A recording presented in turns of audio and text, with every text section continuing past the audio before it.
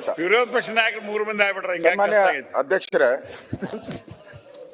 ಸನ್ಮಾನ್ಯ ಅಧ್ಯಕ್ಷರೇ, ನಾನು ಈ ರಾಜ್ಯಪಾಲರ ಭಾಷಣ ಆದಮೇಲೆ ರಾಜ್ಯಪಾಲರು ಹೋಗ್ಬೇಕಾದರೆ ಅವ್ರಿಗೆ ಆಗಿರೋ ಅಗೌರವದ ಬಗ್ಗೆ ನಾನು ಅಫಿಷಿಯಲ್ ಆಗಿ ನಿಮಗೆ ಒಂದು ಪತ್ರವನ್ನು ಕೊಟ್ಟಿದ್ದೀನಿ. ನಾನು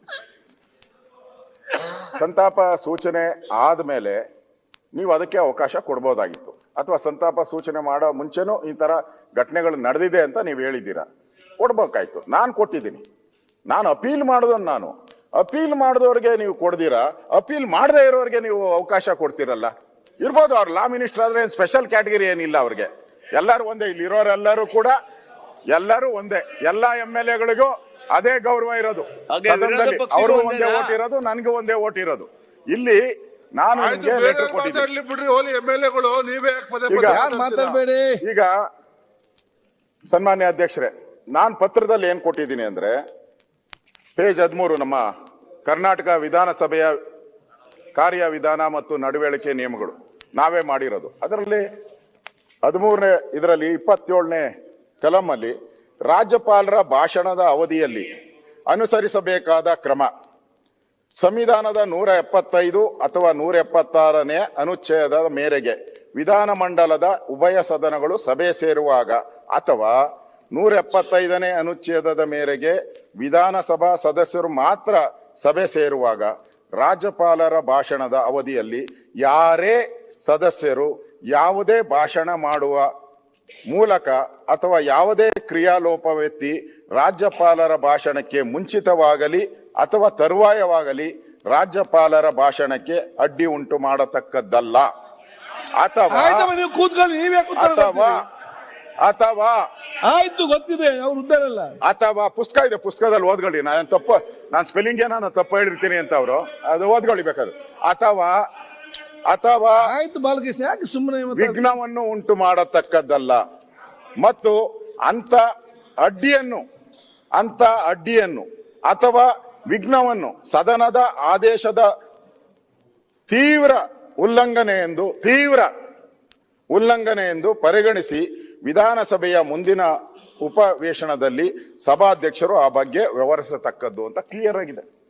ಅಂದ್ರೆ ಏನು ಅವ್ರನ್ನ ಕ್ರಮ ಆಗ್ಬಾರ್ದು ಅಂತ ಹೇಳಿ. ದಯವಿಟ್ಟು ಕೂತ್ಕೊಳ್ಳಿ.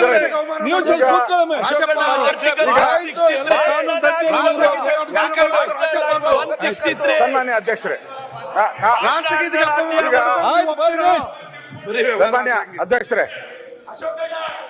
ಸನ್ಮಾನ್ಯ ಅಧ್ಯಕ್ಷರೇ, ಈಗ ಆ ಬಾಲಕೃಷ್ಣನು ಗಲಾಟೆ ಮಾಡಿದೆ, ಅವ್ರ ಮೇಲೆ ಕ್ರಮ ಆಗ್ಬೇಕು.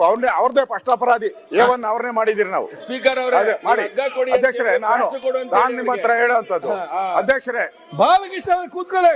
ಅಧ್ಯಕ್ಷರೇ, ಅವ್ರು ತುಂಬಾ ನೀವೇ ಕೂತ್ಕೊಳ್ಳಿ. ಅಧ್ಯಕ್ಷರೇ, ಇಲ್ಲಿ ಆಯ್ತು, ನಾನು ಹೇಳೋದು ನೀನ್ ಮಾಡಿರೋದೇ ನಾನು ಹೇಳಿರೋದು.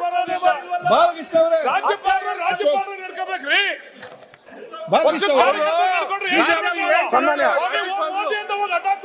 ಹಿಂದೆ ಈ ರಾಜ್ಯದಲ್ಲಿ ಗವರ್ನರ್ಗಳು ಬಂದು ರಾಜ್ಯಪಾಲರ ಭಾಷಣವನ್ನ ಮಾಡಿದ್ದಾರೆ.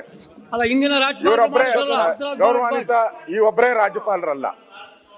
ಬಹಳಷ್ಟು ನಮಗೆ ಸ್ವಾತಂತ್ರ್ಯ ಬಂದಾಗಿಂದ ಮಹಾರಾಜರಿಂದ ಇದುವರೆಗೂ ಗವರ್ನರ್ಗಳು ಬಂದು ಭಾಷಣ ಮಾಡಿದ್ದಾರೆ. ಇಲ್ಲಿ ಹಿಂದೆ ಭಾರದ್ವಾಜ್ ಅವರು ಇದ್ದಾಗ, ಗೌರವಾನ್ವಿತ ಭಾರದ್ವಾಜ್ ಅವರು ಇದ್ದಾಗ ನಾನೇ ಇಲ್ಲಿ ಅಸೆಂಬ್ಲಿಯಲ್ಲಿ ಕೂತಿದ್ದೆ. ಅವರು ಭಾಷಣ ಏನು ಮಾಡಿಲ್ಲ, ಹಂಗೆಲ್ಲೇ ಮಾಡ್ಬಿಟ್ಟು ಹೊಟ್ಟೋದ್ರು. ಎಲ್ಲ ನಿಮ್ಮವರೆಲ್ಲ ಹಂಗೇನೆ. ಹಿಂದೆ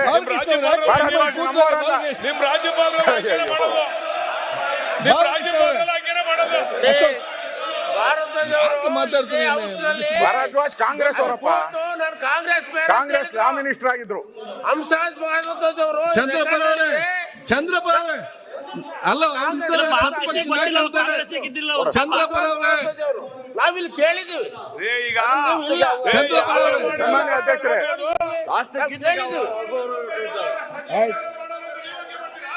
ಬಾಲಕೃಷ್ಣ ಅವ್ರು ಚರ್ಚೆ ಮಾಡಬೇಡಿ. ನೋಡಿ, ಪ್ರತಿಪಕ್ಷ ನಾಯಕರಿಗೆ ಅವ್ರಿಗೆ ಒಂದು ಅಧಿಕಾರ ಇರ್ತದೆ. ಕೂತ್ಕೊಳ್ಳಿ, ಗೋಪಾಲಕೃಷ್ಣ ಕೂತ್ಕೊಳ್ಳಿ, ಮಾತಾಡಿ ಮುಗಿಸ್ಲಿ. ನೀವು ಸಣ್ಣ ಆಗ್ಬೇಕಲ್ವಾ, ಅದು ಒಂದು ಉತ್ತಮ ಆಹಾರದಿಂದ ಸಣ್ಣ ಆಗ್ಬೇಕಲ್ವಾ. ಪ್ರತಿದಿನ ನಮ್ಮ ಜೀನಿ ಸ್ಲಿಮ್ ನ ಯೂಸ್ ಮಾಡಿ ಯಾವುದೇ ಸೈಡ್ ಎಫೆಕ್ಟ್ ಇಲ್ದಂಗೆ ನೀವು ಸಣ್ಣ ಆಗ್ತೀರಾ.